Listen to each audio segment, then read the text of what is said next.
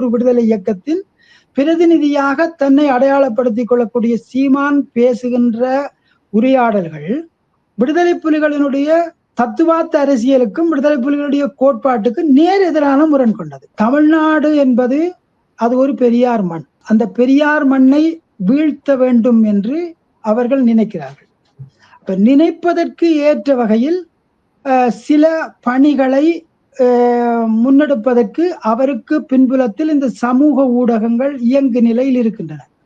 என்னுடைய பார்வையில் சீமான் பிரபாகரனின் பிள்ளையா பெரியாரின் பிள்ளையா ஒரு கால் மோதி பார்ப்போம் என்று அந்த கட்டமைக்கின்ற அந்த வடிவம் ஒரு அகமுரண்.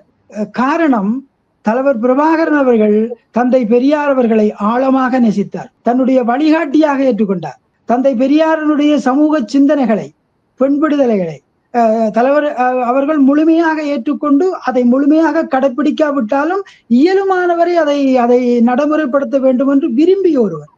ஆகவே அந்த சிந்தனை போக்கில் இருக்கக்கூடிய தலைவரையும் பெரியாரையும் ஒருங்கிணைத்து ஒரு இந்துத்துவ வாக்குகளை, ஒரு விசுவாச இந்துத்துவ வாக்குகளை பெற வேண்டும் என்பதற்காக சீமான் கட்டமைக்கின்ற இந்த அரசியல் என்பது அது சீமானுக்கு தமிழ்நாட்டு மக்கள் தக்க பாடத்தை வழங்குவார்கள் என்ற நம்பிக்கை எம்போன்றோருக்கு இருக்கு.